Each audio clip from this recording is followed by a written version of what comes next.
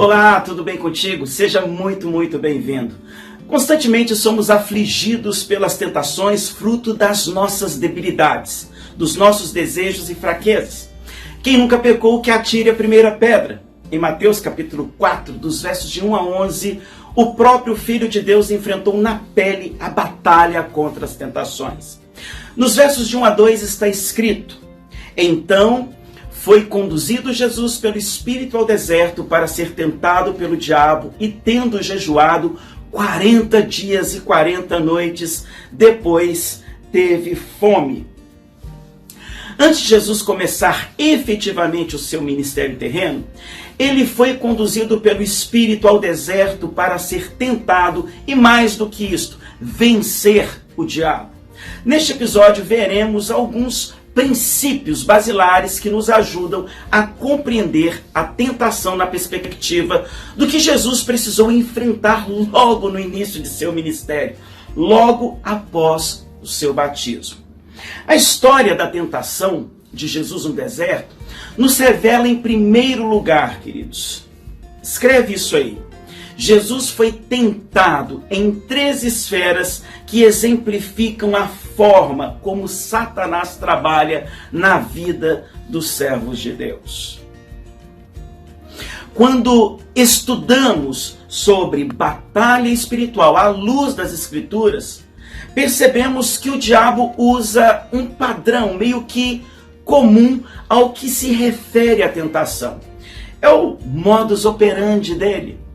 Todavia, o que fica muito claro na tentação de Jesus é que quando o diabo aparece, ele não vai lá para oferecer perdição. Pelo contrário, ele aparece para oferecer ajuda. Aparece para oferecer refrigério e uma forma rápida de lidar ou se ver longe do problema e da provação. É como se Satanás dissesse assim: olha, pode confiar em mim. Seus problemas acabaram.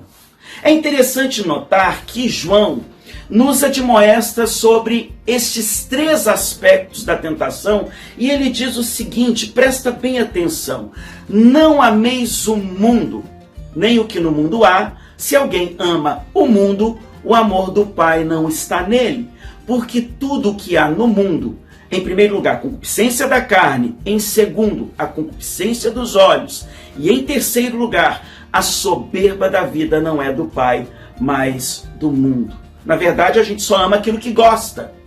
Nos versos de 3 a 4 de Mateus, vemos que Satanás tenta induzir Jesus a satisfazer a concupiscência da carne. É isso mesmo. Ele diz: se tu és o Filho de Deus, manda que estas pedras se tornem em pães. Ele tentou Jesus em suas necessidades físicas. Nós sabemos que Jesus estava jejuando havia 40 dias. Seu corpo estava debilitado. A fome lhe castigava. Satanás então propõe a Jesus que use seu próprio poder para satisfazer a sua necessidade básica. Ou seja, Jesus, para de sofrer. Deus não te criou para isso. Você é poderoso. Você tem poder para transformar estas pedras em pães. Para que ficar aqui passando fome? Irmãos, o diabo nos ataca da mesma forma. Na hora da debilidade, do esgotamento, da fraqueza física, espiritual e emocional, ele se apresenta para oferecer seu banquete. Aí a pergunta que fica é: quais são as suas debilidades? Quais são as suas fraquezas? Porque são nelas que o diabo vai investir. Ele tentou Jesus no ponto fraco, a fome, e no ponto forte, a consciência de sua filiação divina. E Jesus triunfa sobre Satanás, citando as Escrituras e dizendo: nem só de pão viverá o homem, mas de toda a palavra que sai da boca de Deus. Deuteronômio capítulo 8, verso 3. Uma vez vencido, o diabo passa para um novo estágio. Ele tenta Jesus com a soberba da vida. Nos versos de 5 a 7, Jesus foi tentado no ego. É isso mesmo. Satanás tentou induzi-lo a se jogar do pináculo do templo para ser sustentado pelos anjos. Satanás novamente usa a palavra de Deus, mesmo que de forma deturpada contra Jesus. Ele diz assim: olha, se tu és o filho de Deus, lança-te de aqui abaixo, porque está escrito que aos seus anjos dará ordens a teu respeito e tomar-te-ão nas mãos para que nunca tropeces com o teu pé em alguma pedra. Notem, irmãos, que em todo tempo o diabo está falando de Deus e em todo tempo apresentando aparentemente uma boa proposta. Todavia, mais uma vez Jesus o rebate usando também a palavra: não tentarás o Senhor teu Deus. Na terceira e última tentação, Satanás apelou para a ambição e o amor ao poder. Satanás tenta seduzir Jesus com a concupiscência dos olhos. Nos versos de 8 a 10, ele oferece um reino sem cruz, desde que Jesus o adorasse. É como se ele dissesse assim: olha, Jesus, sai desse deserto, você nasceu foi para reinar, olha para o mundão aí à sua volta, eu posso te dar tudo isto. Novamente, Jesus o rebateu fortemente, citando as Escrituras, dizendo que só Deus é digno de ser adorado. E ele fala: retire-se, Satanás, pois está escrito: adore o Senhor seu Deus e só a ele preste culto. Deuteronômio capítulo 6, verso 13. Uma vez tendo vencido a tentação, uma pergunta que se levanta é: por que o Espírito Santo impeliu Jesus ao deserto para ser tentado? Qual foi o propósito?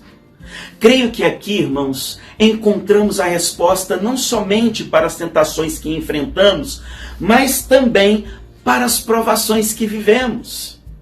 O propósito da tentação, visto pelo ângulo de Deus, não é nos fazer cair, mas nos fortalecer. Deus não visa a nossa ruína, Deus visa sim o nosso bem. E existem pelo menos 3 propósitos pelos quais o Espírito Santo conduziu Jesus ao deserto. E o primeiro propósito foi: ele foi tentado para provar sua perfeita humanidade. Jesus era perfeitamente homem, suas tentações foram reais. Ele se tornou semelhante a nós em todas as coisas, exceto no pecado. Em Hebreus capítulo 2, verso 17, diz o seguinte, olha só: por isso convinha que em tudo fosse semelhante aos irmãos, para ser misericordioso e fiel sumo sacerdote naquilo que é de Deus, para expiar os pecados do povo. Jesus não foi tentado para nos revelar a possibilidade de pecar, mas para nos provar sua vitória sobre o diabo e sobre o pecado. Em segundo lugar, Jesus foi tentado para ser o nosso exemplo. Ele venceu as mesmas tentações que nos assediam. Em terceiro lugar, Jesus foi tentado para derrotar o diabo. O Evangelho de Mateus apresenta o Rei vitorioso sobre todas as coisas, sobre a natureza, sobre o diabo, sobre as enfermidades e a morte. Da mesma forma que ele venceu a Satanás, nós podemos vencê-lo pelo poder do nome santo e glorioso de Jesus. Em terceiro lugar, quais foram as armas que ele usou nesse embate para ter a vitória? Basta seguirmos o mesmo exemplo que Jesus usou. Em primeiro lugar, Jesus venceu a tentação por causa da oração. A razão da vitória de Jesus estava na sua intimidade com o Pai. O que leva as pessoas à derrota não é a presença do diabo, mas é a ausência de Deus. Jesus venceu a tentação por causa do jejum. Jesus iniciou o seu ministério terreno com 40 dias de jejum e oração. E jejum, irmãos, é fome pela presença de Deus. O pastor batista Charles Spurgeon, ele certa vez disse que os tempos mais gloriosos vividos pela sua igreja em Londres foram nos períodos que a igreja se dedicou aos períodos de oração e jejum. Jesus, irmãos, venceu a tentação por causa da palavra de Deus. Jesus triunfou sobre o diabo com a espada do Espírito e rebateu todas as tentações com a palavra. Jesus Cristo venceu a tentação por causa do seu caráter santo. Assim sendo, o que aprendemos com a tentação de Jesus? Satanás tentou a Jesus de forma gradativa, em 3 áreas que afetam a vida de todo ser humano: em suas necessidades básicas, no propósito de vida que representa muito da nossa identidade em Cristo e, finalmente, oferecendo poder de forma fácil e engodando a ganância. Na tentação, a intenção de Satanás não era tirar Deus da vida de Jesus. Pelo contrário, ele tentou a Cristo falando de Deus e usando as Escrituras conforme suas conveniências. Satanás tem a intenção de enganar o homem, tirando Deus do primeiro lugar do seu coração, do centro de sua vida, jogando para bem longe, jogando lá para trás. Ele sempre nos aparece com a seguinte proposta: faz tudo o que você tiver que fazer, viva a vida do jeito que você quiser, não se preocupa não, que depois a gente acerta, depois a gente corre atrás, no fim vai lá e você resolve com Deus, é bem fácil. Jesus venceu a tentação nos dando o exemplo que nós devemos seguir.